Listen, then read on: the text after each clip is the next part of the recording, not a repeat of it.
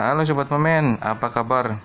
Kita coba hari ini akan review ya tentang pertanian Israel. Yang akan kita bahas adalah masalah pertanian di Israel. Kenapa kita angkat pertanian di Israel? Karena Israel bisa meningkatkan pertanian secara drastis dari tahun ke tahun, men. Kita bisa lihat ya, kawasan Israel sebagaimana kawasan timur itu sebenarnya banyak sekali wilayah-wilayah yang minim air atau istilahnya banyak sekali gurun pasir. Jadi bisa kita katakan bahwa air, sumber daya air merupakan barang yang sangat langka di Israel, kawan-kawan semuanya. Jadi otomatis akan sangat menyulitkan warga negara Israel untuk bisa memenuhi kebutuhan sehari-hari. Nah, di sini kita akan bahas bagaimana negara Israel ini yang notabene adalah awalnya negara kecil, ya bangsa kecil, kok bisa sih bisa memenuhi kebutuhannya sekarang ya. Dari mana mereka bisa memenuhi kebutuhan air dan juga pertaniannya, kita akan simak kali ini, Mamen. Oke, jangan lupa subscribe dulu bagi teman-teman yang belum subscribe. Thank you, Mamen.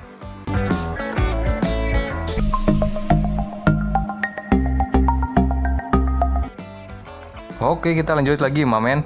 Jadi sebagai gambaran umum ya, luas wilayah Israel itu diklaim oleh pemerintahan saat ini sekitar 20.000 km persegi sekian. Nah, jadi secara alami Israel hanya mempunyai sumber air bersih yang mampu menghasilkan 1,7 miliar meter kubik per tahun. Tapi sebagian besar didapatkan dari daerah-daerah tetangga, kawan-kawan semua. Contohnya misalkan 275 juta sekian meter kubik didapat dari sungai yang mengalir dari dataran tinggi Golan ya, yang dicaplok dari Suriah pada tahun 67, serta 310 juta sekian kubik dari sungai-sungai Libanon. Dan ada juga 345 juta meter kubik dari sumber air tepi barat. Sisanya berasal dari air tanah. Nah, ternyata dari sekian juta itu Israel masih memiliki kekurangan sumber air, utamanya untuk air minum dan kebutuhan warganya, teman-teman semua.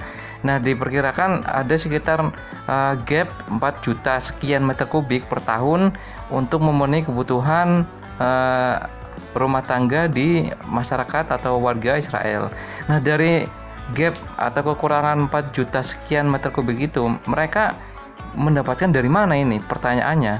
Padahal mereka wilayah kecil dan juga tidak seperti Indonesia ya, banyak hutan dan juga iklimnya pun sangat mendukung. Di Indonesia beda dengan Israel yang notabene adalah wilayah gurun. Nah, mereka menggunakan beberapa teknologi yang akan kita share sekarang ya. Contohnya pertama adalah menampung air hujan ya. Menampung air hujan di sini, teman-teman, artinya memang air hujan itu tidak seperti di Indonesia ya. Kebanyakan kita adalah ketika ada hujan malah kita kecipakan ya, atau kita malah hujan-hujanan ibaratnya.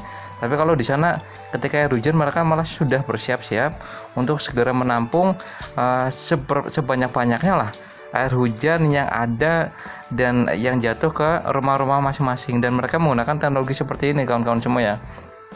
Nah, bisa kita lihat ini adalah teknologi penampungan air hujan ya yang dilakukan oleh masyarakat Israel dan tentunya mendapatkan dukungan atau support dari pemerintah ya. Nah, persoalannya sekitar 80% sumber air Israel berada di utara, kawan-kawan semua.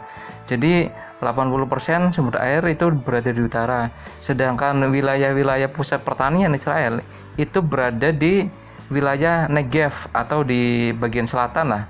Bagian selatan yang kebanyakan adalah gurun pasir wilayah selatan ini. Jadi wilayah selatan gurun pasir dan juga otomatis akan lebih susah, jauh lebih susah untuk bisa menampung hujan karena memang sedikit banget lah dibandingkan wilayah utara yang mereka menggunakan penampungan itu bisa dilakukan.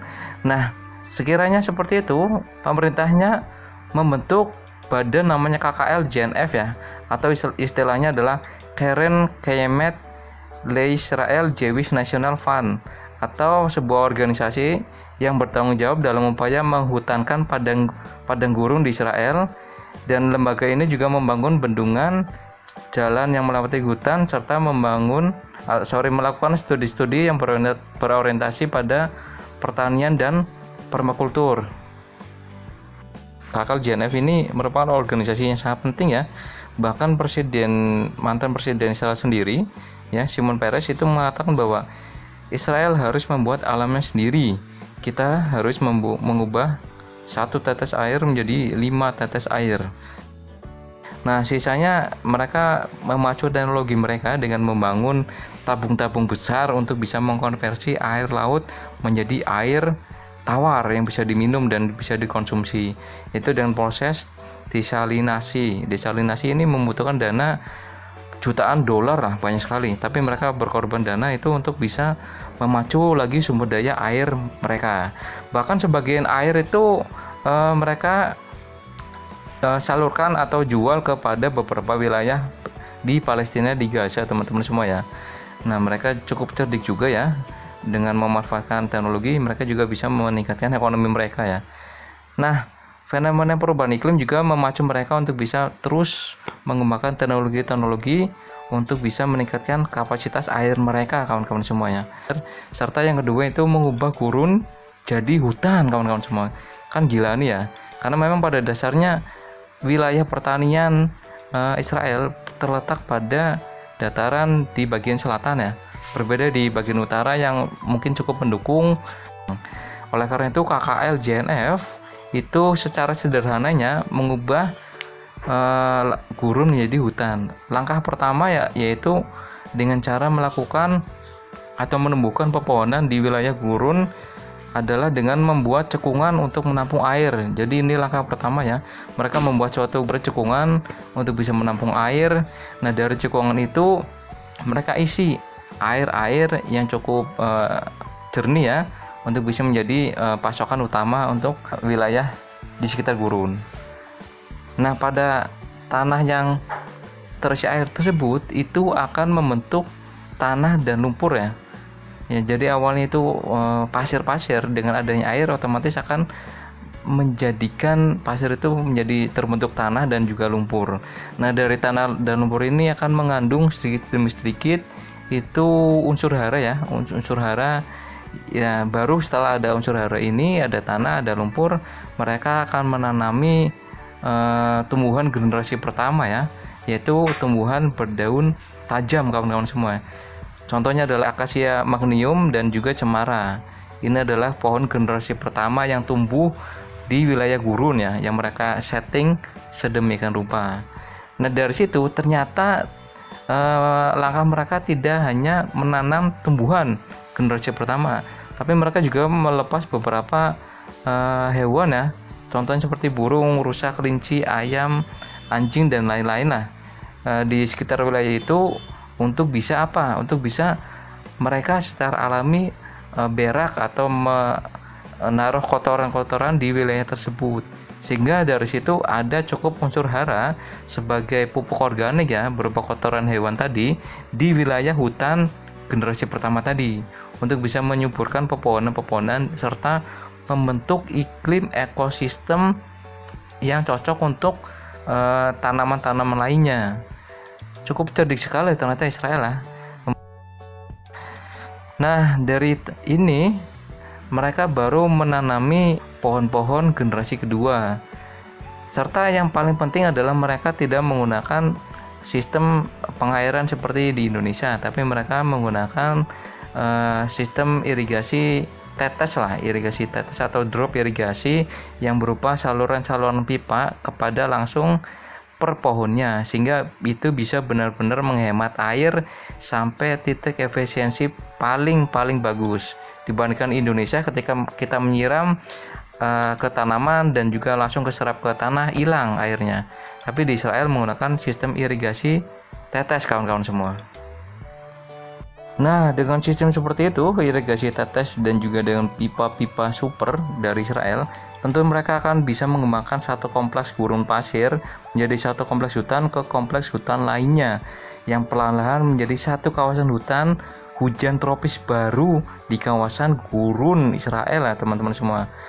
Nah, begitu seterusnya hingga area yang sebelumnya gurun pasir yang tandus dan gersang berubah menjadi hutan hijau yang mampu menyimpan air tanah nih, teman-teman semuanya. Setelah hutan buatan ini terbentuk, maka akan menghasilkan banyak gelembung embun pada malam hari, teman-teman. Kondisi ini sudah mencapai kriteria hutan hujan tropis ya, sehingga lebih memungkinkan untuk terbentuknya awan dan terjadinya hutan sekalipun pada musim panas. Jadi itulah trik dari Israel, di mana mereka juga secara tidak langsung itu mereka mengubah iklim juga ya di wilayah tersebut. Nah, barulah mereka akan menanam berbagai macam tumbuhan pertanian, entah dari padi ataupun sayuran. Hingga kini Israel sudah banyak terdapat hutan buatan ya, yang jumlah pohonnya sudah mencapai 250 juta batang. Begitu teman-teman semua. Jadi dengan hutan hujan ini mereka dapat menghasilkan 100.000 meter kubik udara per tahun ya, itu udaranya, dan juga bisa menurunkan suhu panas hingga 4 derajat Celcius, sehingga bisa meningkatkan ekosistem hewan ataupun tanaman di sekitar wilayah hutan. Oke, salam amen. Thank you.